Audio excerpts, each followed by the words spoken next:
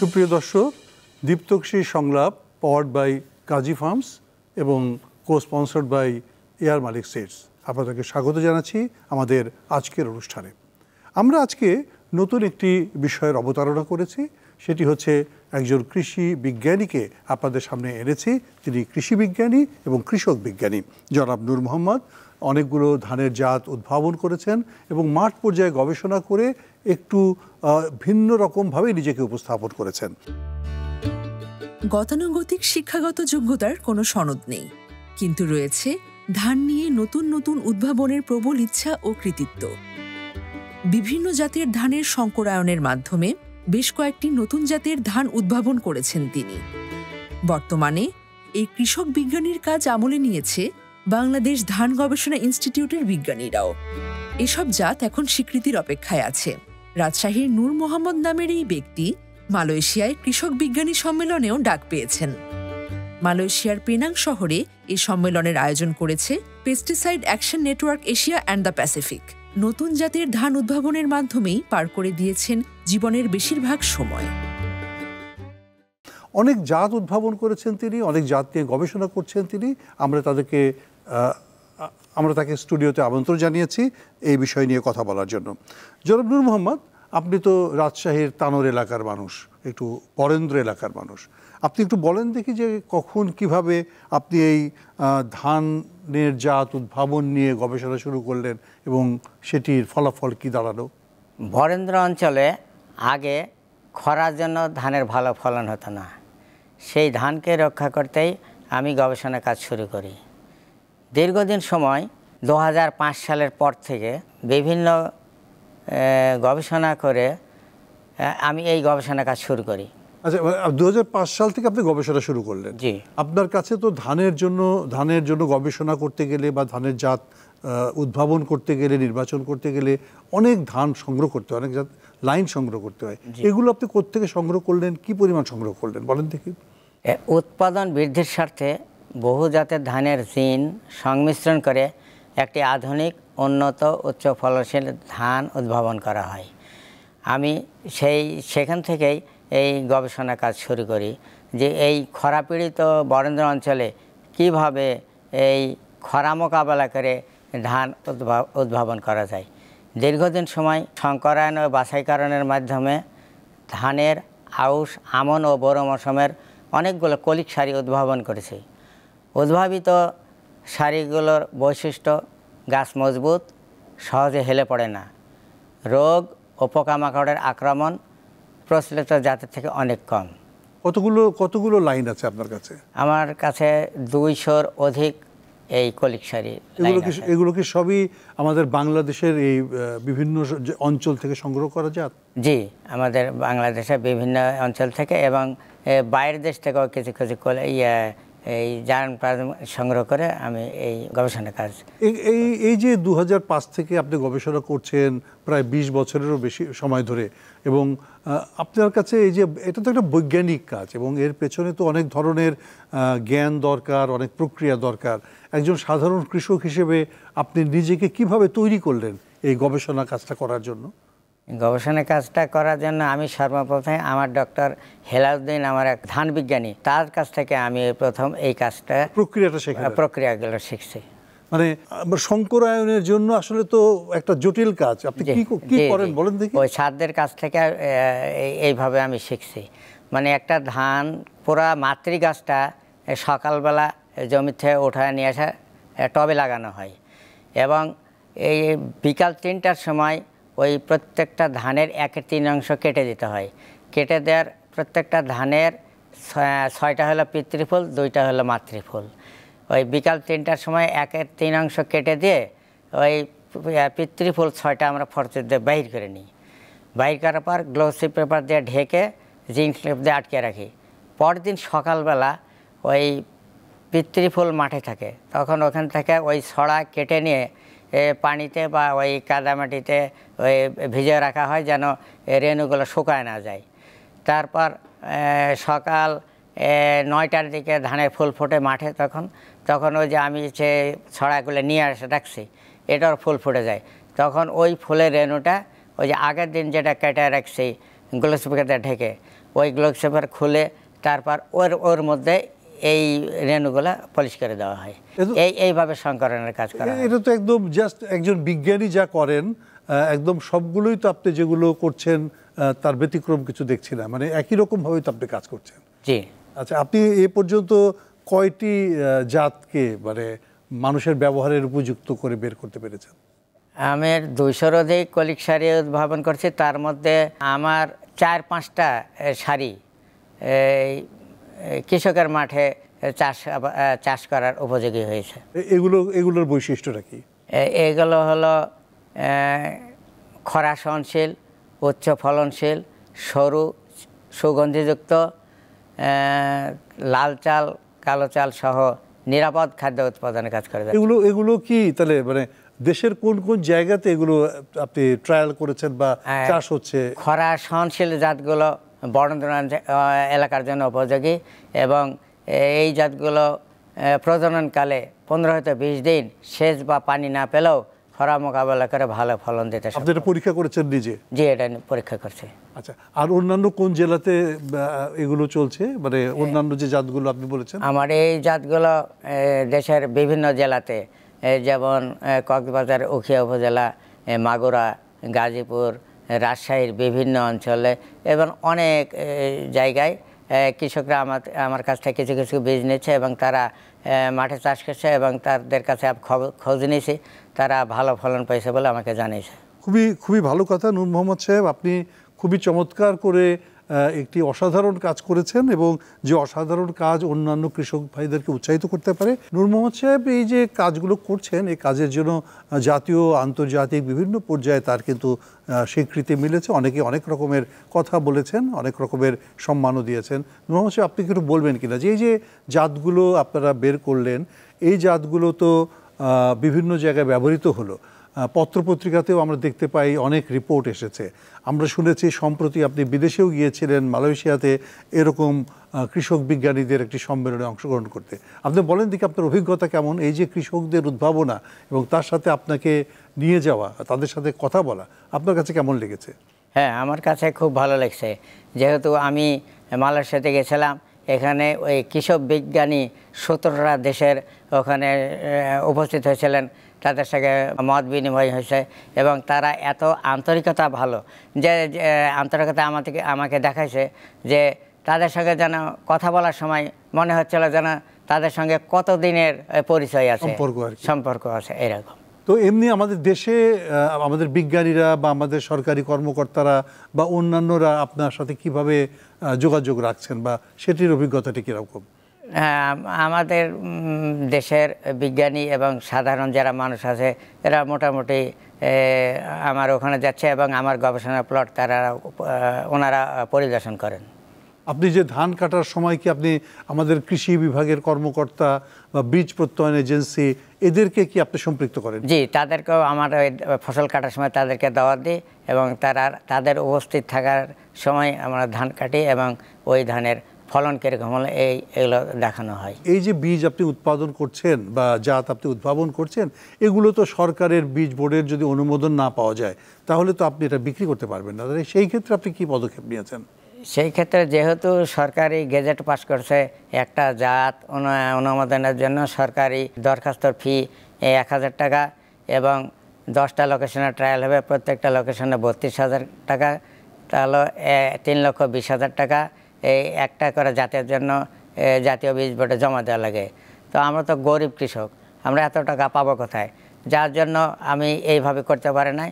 তবে আমি একটা ইয়ে করছি যে সেটা হলো যে আমার জাত সরকারিভাবে অনুমোদন হোক আর না হোক, কৃষক ভাইয়েরা আমার জাতটা চাষ করে তারা ভালো ফলন হোক, এটাই আমার প্রত্যাশা। কিন্তু আপনি কি চান না যে আপনার বীজটা ওই যে নূর মোহাম্মদের উদ্ভাবিত একটি বীজ বাজারে একটি নাম নিয়ে আসলো, সেটা তো একটা বড় ধরনের স্বীকৃতি। আপনার কাছে কি মনে হয় যে সেটা আপনি চান? না, এটা হলো তো খুব ভালো হয়, এটা তো আমি চাই। কিন্তু প্রচলিত যে সিস্টেম, সেই সিস্টেমের কারণে আপনি পারছেন না। জি, প্রচলিত সিস্টেমের জন্য আমি পারতেছি না। কিন্তু আপনি কি মনে করেন যে আসলে এই মানে কৃষকদের উদ্ভাবনাকে উৎসাহিত করার জন্য সরকারের কাছ থেকে বা অন্যান্যদের কাছ থেকে আপনি কি ধরনের সহযোগিতা প্রত্যাশা করেন?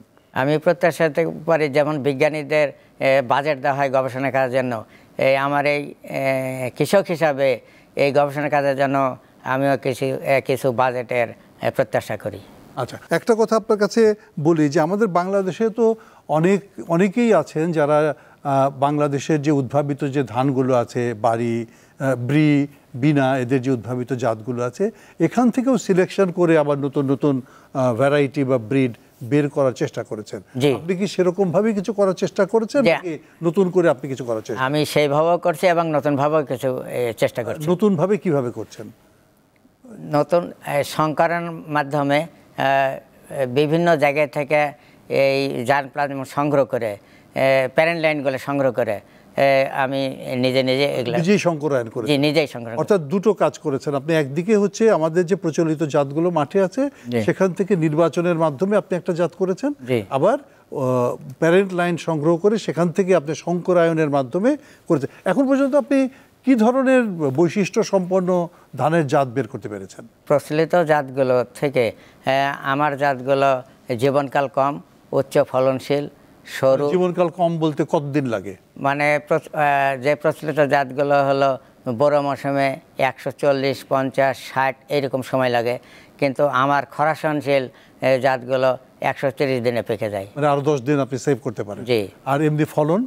এমনি ফলন প্রচলিত জাতের থেকে যেহেতু জীবনকাল কম সেহেতু 20 থেকে 25 মণ পর্যন্ত ফলন পাই, মানে প্রতি বিঘাতে। আচ্ছা, তাহলে আর এমনি এটার যে চালের কোয়ালিটিটা কিরকম হয়? চাল সরু, চিকন এবং ভাত খেতে খুব ভালো। অনেকগুলো জাত উদ্ভাবন করেছেন, অনেক অনুষ্ঠানে অংশগ্রহণ করেছেন, দেশে গেছেন, বিদেশে গেছেন, পত্রপত্রিকাতে রিপোর্ট ছাপা হয়েছে। আপনার কাছে কেমন লাগে? আলহামদুলিল্লাহ, আমার কাছে এই বিষয়ে ভালো লাগে। আর আমি আরও যে আমার জাতগুলো আরও কীভাবে দেশের কৃষক মধ্যে ছড়িয়ে দিতে পারি, মানে যেমন খরা সহনশীল জাতগুলো প্রজননকালে যে 15-20 দিন খরা সহ্য করতে পারে, এই খরা পীড়িত বরেন্দ্র অঞ্চলে কীভাবে কম পানিতে, কম সময়ে, কম খরচে ধান কেটে ঘরে তোলা যায় এ নিয়ে গবেষণা কার্যক্রম চলমান রয়েছে। ধান গবেষণা ও প্রযুক্তি উদ্ভাবনের মাধ্যমে নতুন নতুন জাত উদ্ভাবন করে সারা দেশের কৃষকদের পৌঁছে দিয়ে তাদেরকে স্বাবলম্বী করার মাধ্যমে জাতীয় আয় বৃদ্ধি ও টেকসই খাদ্য নিরাপত্তা অর্জনে সহায়ক ভূমিকা পালন গড়তে চাই সোনার বাংলাদেশ। খুবই ভালো কথা বলেছে। সোনার বাংলাদেশ আপনি করতে চান এবং অনেকগুলো কাজ আপনি করেছেন। এবং এখন আমাকে একটু বলেন দেখি যে এমনি ভবিষ্যতে আপনি আর কি বিস্তৃত পরিকল্পনা গ্রহণ করতে চান এটা নিয়ে? আমি ভবিষ্যতে আমার এই যে আরও নতুন নতুন জাত উদ্ভাবন করে কৃষকদের মাঝে ছড়িয়ে দিয়ে তারা যেন ভালো ফলন পায় এবং আমার জাতটা যেন তারা চাষ করে লাভবান হয়, এটাই আমার প্রত্যাশা। এমনি বাংলাদেশের কোন কোন জায়গাতে আপনার জাতগুলো চাষ হচ্ছে? আপনি তো প্রথমে একবার বলেছিলেন, আরেকবার যদি আমাদের দর্শকদের জন্য বলেন। বাংলাদেশের যেমন আমি রাজশাহী জেলাতে বিভিন্ন উপজেলায় চাষ হচ্ছে, পার্শ্ববর্তী দিনাজপুর, মাগুরা, গাজীপুর, কক্সবাজারের উখিয়া, এরকম বিভিন্ন জেলাতে আমার ধানগুলো চাষ শুনেছি। এবং অনেক জেলা থেকে আমার কাছে বীজও চেয়েছে।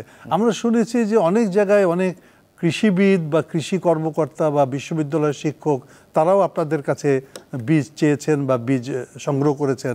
একটু তাদের কথা বলেন থেকে কোন কোন জায়গাতে এটা হয়েছে? যেমন সম্প্রতি খুলনা বিশ্ববিদ্যালয়ের এক শিক্ষক উনি আমার কাছে বীজ চাইছেন, ওনাকে এখন বীজ দিতে হবে এবং এরকম অনেকে বীজ চাইছে এবং তাদেরকে বীজ দিতে হবে। মানে কৃষি সংশ্লিষ্ট যারা ব্যক্তিবর্গ আছে তারাও আপনার কাছ থেকে বীজ দিচ্ছেন।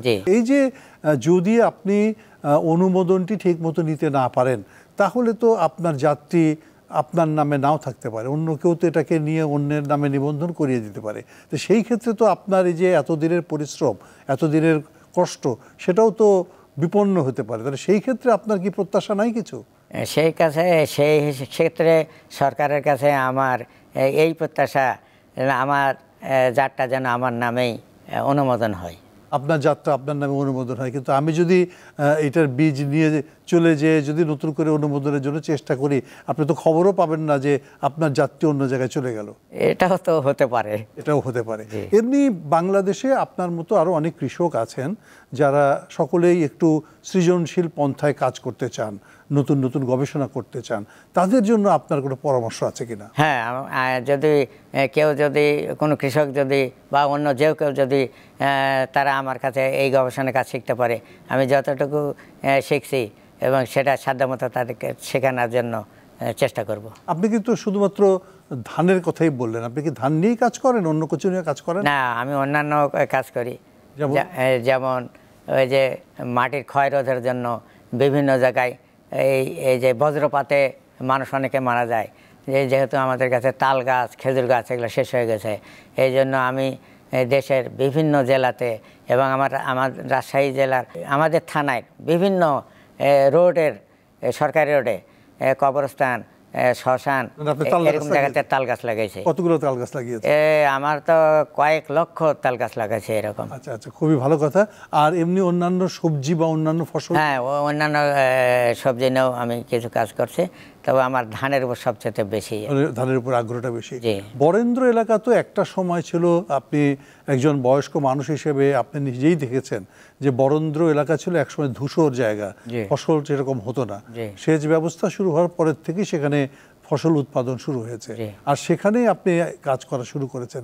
এখন বরেন্দ্র এলাকার পরিস্থিতি কেমন মনে হয় আপনার কাছে? বরেন্দ্র এলাকার এখন বর্তমান পরিস্থিতি এই যে বরেন্দ্র এলাকায় এই ডিপ টিউবওয়েল চালুর পর, এই অহরহ এই নিচ থেকে পানি ওঠার পর পানির যে স্তর এটা কিন্তু অনেক নিচে নেমে গেছে, এবং বরেন্দ্র অঞ্চলে অনেক জায়গায় ডিপ টিউবওয়েলে পানিও পাই না, এই খরা দিন দিন বেড়ে যাচ্ছে। তার মানে এইটা আমাদের খরাকে খুব একটা বেশি দূর করতে পারে নাই, মানে বরং কিছুটা বিপদও তৈরি করেছে। জলবায়ু পরিবর্তনের জন্য যে বিভিন্ন সমস্যা, ফসল উৎপাদন করতে বিভিন্ন সমস্যার সম্মুখীন আমরা পড়ি। তো খুব ভালো কথা।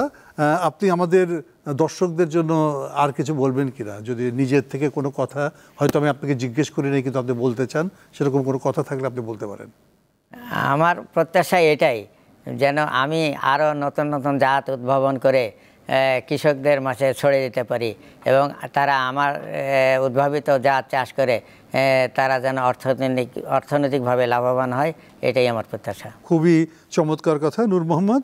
আপনার আশা প্রত্যাশা সেটা পূরণ হবে, এটা আমরা আশা করি, এবং মানুষ যারা আছেন বা আজকে দর্শক যারা আছেন তারা নিশ্চয়ই আপনার প্রতি সংবেদনশীল থাকবেন এবং আপনাকে সহযোগিতা করবেন।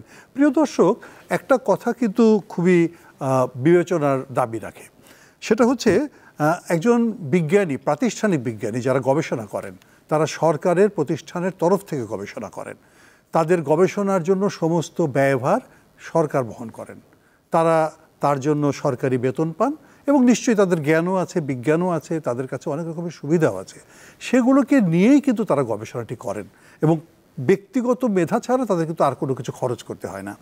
আবার এই নতুন উদ্ভাবনাটি বা নতুন জাতের ধানটি তিনি যখন নাকি অনুমোদনের জন্য জমা দেন, তার জন্য সমস্ত খরচও কিন্তু তার প্রতিষ্ঠানই বহন করে, অর্থাৎ প্রতিষ্ঠান বহন করার ফলে ব্যক্তির কিন্তু ওই অর্থে তেমন কোনো খরচের জায়গা নাই। কিন্তু এরকম একজন কৃষক, নিবেদিত প্রাণ কৃষক, তিনি নিজের মেধাকে কাজে লাগাচ্ছেন, নিজের অর্থকে কাজে লাগাচ্ছেন, আবার অনুমোদনের জন্য যখন আবেদনপত্র জমা দিতে হবে তখন 3 লাখ 5 লাখ টাকার একটা প্রকল্পও তাকে নিতে হবে, যাতে তিনি এটি একটি অনুমোদিত জাত হিসেবে বের করে নিয়ে আসতে পারেন। এটি মনে হয় কিছুটা বৈষম্যের মধ্যে পড়ে। আমাদের এ ধরনের উদ্যোক্তা কৃষকদের জন্য, বিজ্ঞানী কৃষকদের জন্য সহায়তার দ্বার উন্মোচিত হওয়া দরকার, এবং এটাও নিশ্চিত হওয়া দরকার তাদের যে মেধা তার সত্যটি যেন ঠিক থাকে, সেক্ষেত্রেও যেন আমরা যত্নশীল থাকি। সরকারের নানা রকমের উদ্যোগ আছে, সরকারের নানা রকমের প্রকল্প আছে, সে সমস্ত প্রকল্প থেকে এই সমস্ত উদ্যোগকে সহযোগিতা করা দরকার। আমাদের এই নূর মোহাম্মদ ভাইয়ের মতো যারা কৃষক আছেন তাদের পাশে দাঁড়ানো দরকার, তাহলে তাদের যে মেধাসত্ত্বটি, সে মেধাসত্ত্বটি বজায় রেখেই কিন্তু কাজটা করতে পারে। আমরা আশা করব যে এরকম কৃষক বিজ্ঞানীদেরকে আমরা সহযোগিতা করব, তাদেরকে আমরা সামনে এগোনোর জন্য পথ করে দেব এবং পথের বাধাগুলোকে দূর করে দেব। সরকার, বেসরকারি সংস্থা এবং নাগরিক সমাজ তারা প্রত্যেকেই কিন্তু এই জায়গাটিতে অবদান রাখতে পারেন।